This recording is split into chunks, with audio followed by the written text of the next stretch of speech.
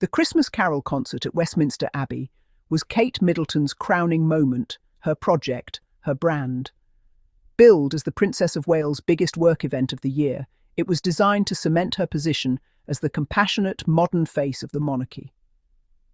The palace PR machine pushed the narrative of a new royal tradition, showcasing Kate's grace and commitment.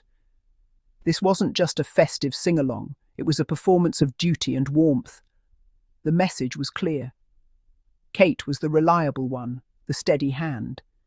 It was Kate's opportunity to shine, unencumbered by the stiff formality of other royal engagements. Here she could be the relatable mother, the caring advocate. The cameras were ready, the carols chosen, the narrative set.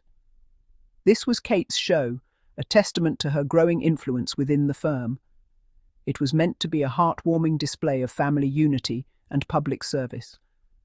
The concert was meticulously branded as Together at Christmas, dripping with cosy sentiment. The guest list was a mix of community heroes, charity workers, and the royal family. Their presence was a visual endorsement of Kate's leadership. But this year, something was different. The carefully constructed image began to fray. The focus was intensely on Kate, her vision, her passion.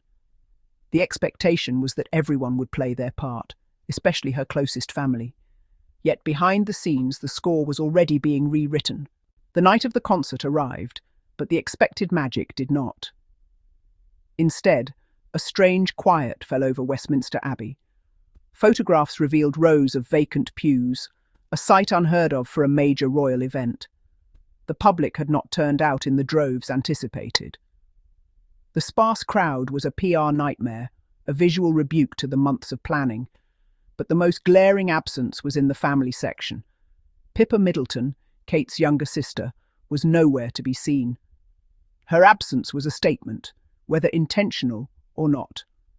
For an event built on the theme of Together at Christmas, the lack of togetherness was obvious. The Middleton family has always been presented as Kate's anchor. Pippa, in particular, has been more than a sister. She has been a co-star in Kate's public life. The empty seats and the missing sister created a narrative vacuum, quickly filled with speculation.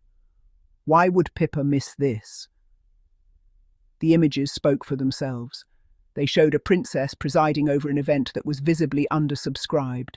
The mystery of Pippa Middleton's absence was solved by photos from the Abu Dhabi Grand Prix. There she was, alongside her husband, enjoying the glamour of Formula One.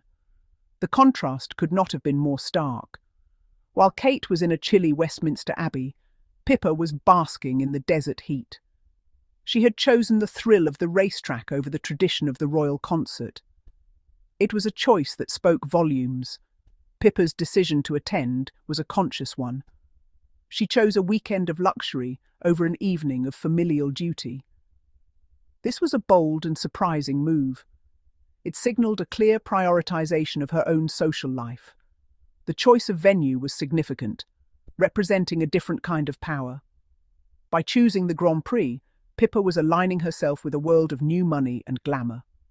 The allure of the fast lane had won out over royal duty. Pippa's Grand Prix Gambit was a power play, a silent announcement that her priorities have shifted. The royal family's primary product is the illusion of a perfect united family. The Together at Christmas concert was supposed to be the pinnacle of this strategy. It was meant to be a masterclass in PR, showcasing their solidarity. This year, however, the event did the exact opposite. It exposed the cracks in the carefully constructed facade. The absence of key family members turned the concert from a celebration of unity into a spectacle of division. The myth of effortless harmony was shattered by the simple fact of who wasn't there. The palace's strategy has always been to control the narrative through imagery. But this time, the most powerful image was one of absence. The empty seats were symbols of a support system that appeared to be faltering. For an institution that relies on public perception, this is a dangerous development. The concert laid bare the contradiction at the heart of the modern monarchy. This failure to present a united front is more than just a bad look, it's a strategic blunder. The Carol concert, intended to be a showcase of strength, instead became a study in fragility. While Pippa Middleton's absence was the most talked about, she was far from the only one who skipped the event. A significant number of senior royals were also missing. King Charles and Queen Camilla were not in attendance. Prince Edward and his wife Sophie were also no-shows. The family section looked sparse and depleted. It was a B-list turnout for what was supposed to be an A-list event. The official excuses are always plausible, but the sheer number of absences points to something more. For an event so central to the Princess of Wales's portfolio, you'd expect the royal calendar to be cleared. The failure to do so suggests that Kate's concert is not considered a top-tier event. This collective no-show undermines Kate's authority and standing within the family. A full house of royals would have been a powerful endorsement of her work. Instead, the scattered attendance sent a lukewarm message. It suggested that while the king may be fond of his daughter-in-law, her projects are ultimately her own. The missing royals transform the story from a personal slight to a systemic issue within the institution. Imagine the inspiring impact if this had been Meghan Markle's event. If Meghan had organised a major charity concert, her dedication to charitable causes and her compassion would have been front and centre. Yet, when it is Kate's sister who is a no-show, the media's approach is notably gentle. The coverage is softer, more questioning, and framed with sympathy for the princess. Pippa's absence is presented as a curious puzzle rather than a damning indictment of Kate's character. The media's double standard is still apparent. Meghan is often recognised for her compassion, her advocacy, and her positive influence on the royal family. Her efforts to support communities and champion important causes have made a meaningful difference. Kate, as the insider and future queen, is protected. The media treats her with a deference they would never afford her sister-in-law. The story of Pippa's absence is handled with kid gloves. The question is rarely, what did Kate do wrong? But rather, isn't it a shame for Kate? This disparity in treatment is not just unfair, it's revealing. It shows how the royal narrative is carefully managed to protect the heir and his consort, while often overlooking the positive contributions of others like Meghan.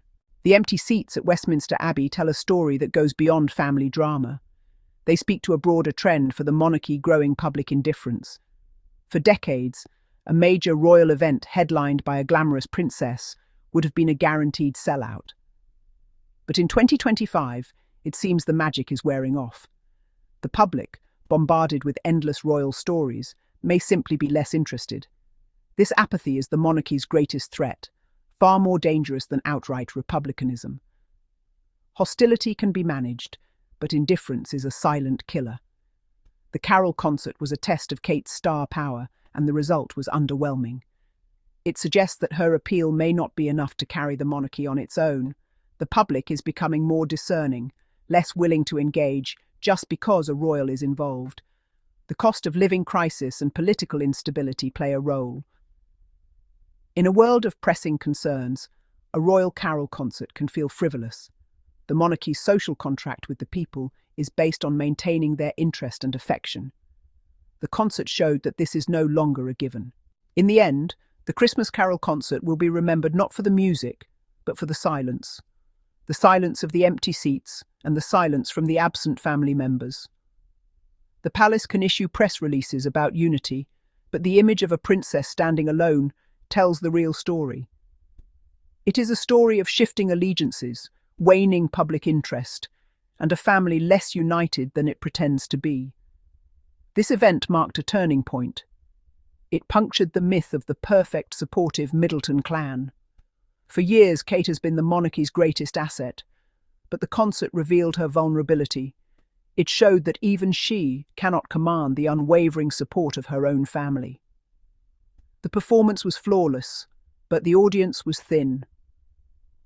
The true state of royal relationships is revealed in the small, telling details. Pippa's choice, combined with the absence of senior royals, was a silent message about priorities. The family is not a monolith, but a collection of individuals with their own ambitions. The carols may have been beautiful, but the lasting message was one of discord.